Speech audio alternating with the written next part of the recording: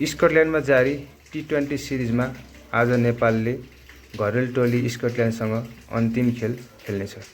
यो खेलमा जितेमा नेपाल समविजेताका रूपमा T20 सिरिज टुङ्ग्याउनेछ।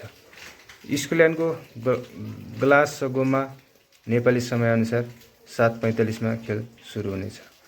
नेपाल 3 खेलमा 2 खेल जित्दै समूहको शीर्ष स्थानमा रहेको छ। स्कटल्यान्ड भने 2 खेलमा हार र 1 खेलमा जितसहित 2 अङ्कका साथ अन्तिम स्थानमा रहेको छ। यदि स्कटल्यान्ड आजको खेल जितेमा उसको नेट रन रेट राम्रो भएकाले स्कटल्यान्ड समूहको विजेता बन्नेछ। नेपाल भने आजको खेल जितेर 6 अङ्कसहित शीर्ष स्थानमा रहेर च्याम्पियन बन्ने दाउमा रहेको छ। यसअघि भएको भेटमा नेपालले स्कटल्यान्डलाई 2 विकेटले पराजित गरेको थियो भने नेदरल्यान्डसँग पहिलो खेलमा नेपाल सुपर ओभरमा पराजित भएको थियो।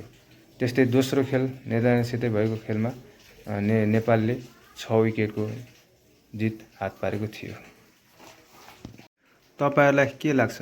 नेपालले आज अन्तिम खेल जित्दै च्याम्पियन भएर ट्रफी घरमा लिएर आउला त? आफ्नो विचार कमेन्ट बक्समा लेख्नुहोला। भिडियो मन परेमा शेयर तथा फलो लाइक गर्नुहोला।